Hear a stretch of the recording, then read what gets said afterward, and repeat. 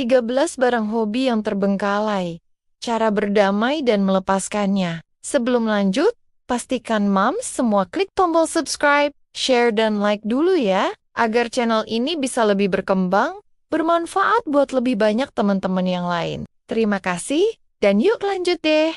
Halo Moms semua, semoga semuanya sehat selalu ya. Kadang yang bikin rumah terasa penuh itu bukan ukuran ruang tamunya, tapi isi lemari hobinya ibu-ibu. Dari luar kelihatan rapi, tapi begitu dibuka, isinya benang rajut setengah jadi, cat air yang sudah mengeras, loyang kue yang lebih kinclong dari prestasi bakingnya. Ironisnya, semua barang itu dulu dibeli sambil senyum lebar dan bisik-bisik ke diri sendiri. Ini awal hidup baru yang lebih produktif. Ujungnya sekarang jadi museum niat baik yang tertunda. Dan anehnya lagi, tiap lihat barangnya, bukan cuma debu yang naik, tapi rasa bersalah juga ikut berterbangan. Fenomena ini ternyata bukan drama 1-2 rumah saja. Beberapa waktu lalu sempat dibahas di koran dalam rubrik gaya hidup tentang tren decluttering dan emotional attachment terhadap barang hobi yang tidak terpakai pasca pandemi, di mana banyak ibu rumah tangga membeli perlengkapan hobi sebagai coping stres, tapi akhirnya terbengkalai karena realita kesibukan domestik. Artinya ini bukan soal malas atau tidak konsisten, tapi soal fase hidup yang berubah cepat sementara barang-barang itu tertinggal di fase lama. Makanya pembahasan ini penting, karena yang dibereskan bukan cuma barangnya, tapi juga rasa bersalah, penyesalan, dan ekspektasi yang diam-diam menumpuk di kepala. Lewat obrolan ini, kita akan pelan-pelan masuk ke ruang yang jarang dibahas. Ruang di mana mimpi kecil, ibu-ibu disimpan rapi tapi berdebu. Kita akan lihat satu persatu barang hobinya.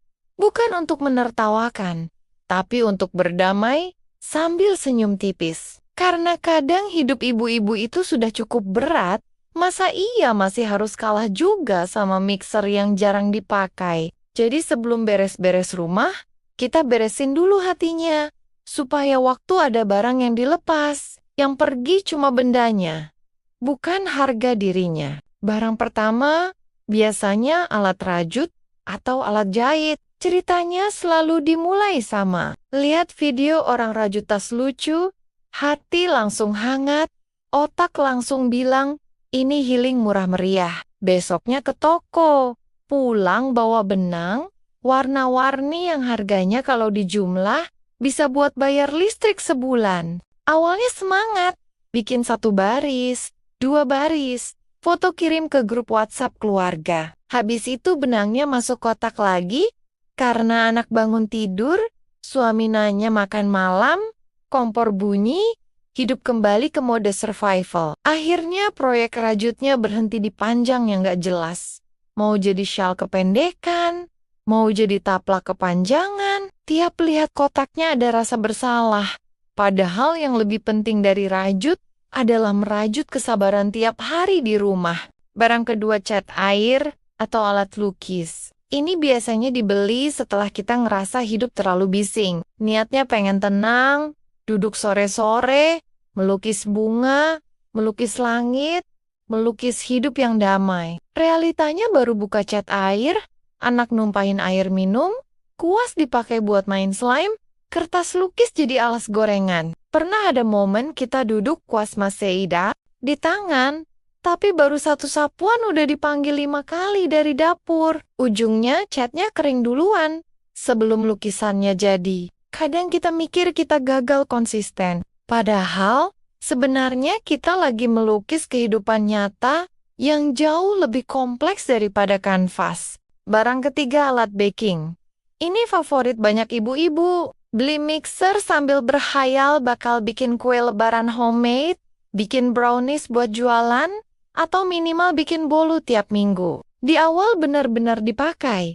Dapur wangi, keluarga senang, kita merasa produktif. Tapi lama-lama mixer itu lebih sering jadi pajangan elegan di lemari. Loyangnya lengkap, tapi berdebu. Spatulanya masih lucu, tapi kaku. Bercandanya gini, mixer mahal, tapi yang sering diaduk malah emosi sendiri. Kadang bukan gak mau baking lagi, Tapi tenaga kita udah habis buat baking kehidupan dari pagi sampai malam.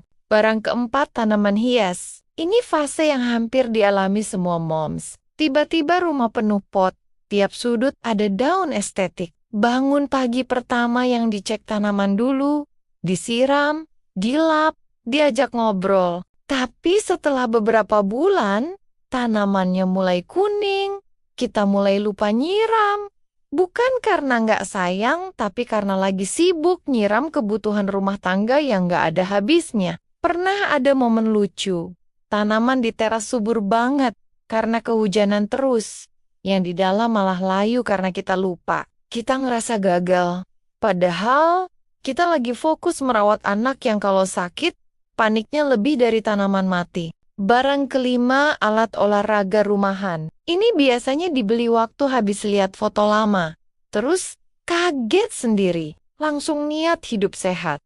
Beli yoga mat, dumbbell, bahkan sepeda statis. Hari pertama dipakai, hari kedua masih, hari ketiga mulai jadi tempat jemur baju. Yang treadmill akhirnya lebih sering dilewatin kucing daripada kita. Kita suka bercanda. Olahraga kita tuh angkat galon, ngepel, ngejar anak lari, captionnya real, keringetnya real, cuma nggak kayak posting di Instagram. Jadi alat olahraga terbengkalai, bukan bukti kita malas, tapi bukti energi kita sudah habis di medan tempur rumah tangga. Barang keenam, buku-buku hobi, buku masak, buku craft, buku dekor rumah. Dulu belinya penuh harapan. Pengen upgrade skill, pengen jadi ibu yang kreatif. Tapi, realitanya buku itu lebih sering dibuka pas lagi beres. Beres, Ra. Kadang kita duduk sebentar, baca satu halaman, terus ketiduran karena capek. Isinya masih bagus, ilmunya masih keren.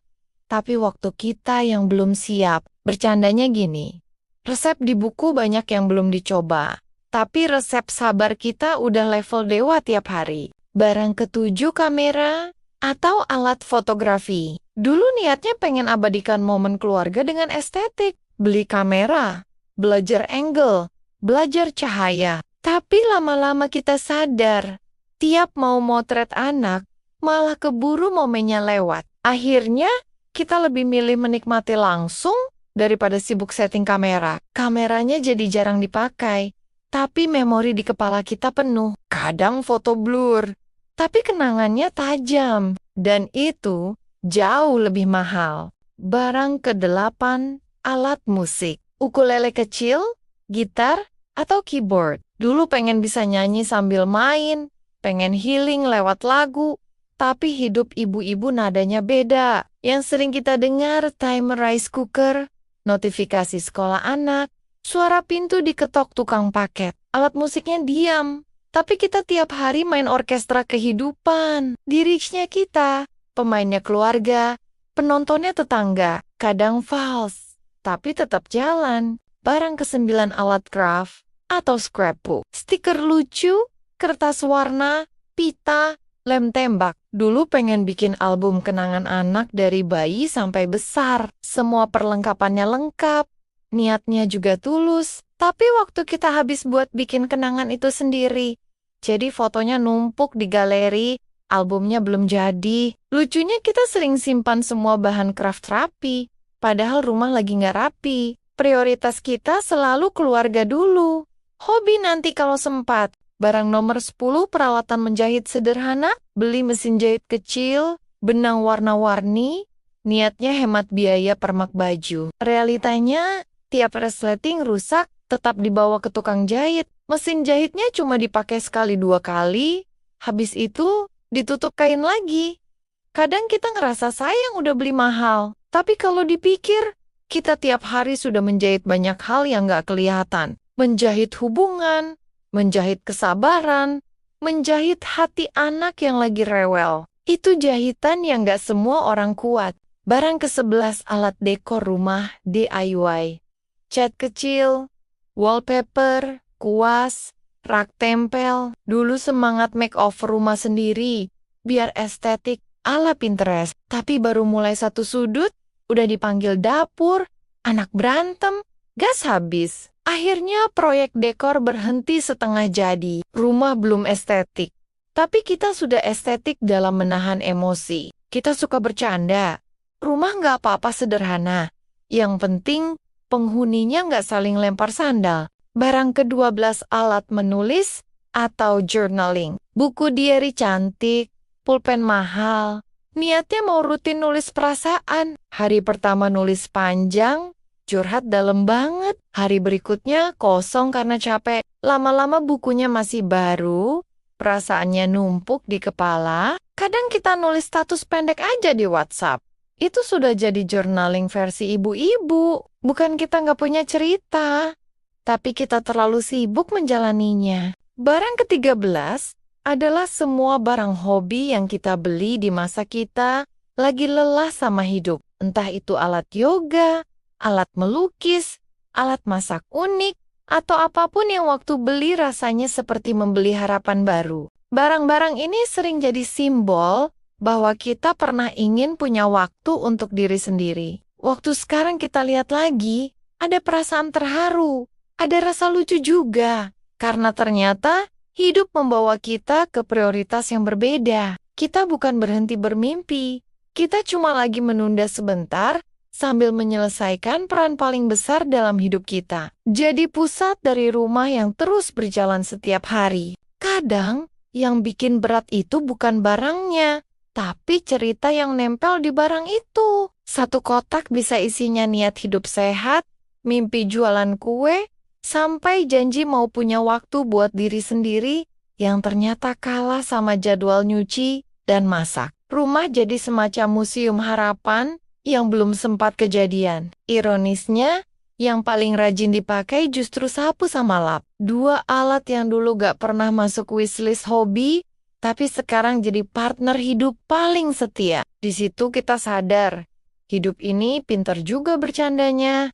Hobi mahal ditidurin, yang gratisan malah dipakai tiap hari. Tapi kalau dipikir pelan-pelan, semua yang sempat terbengkalai itu bukan bukti kita gagal.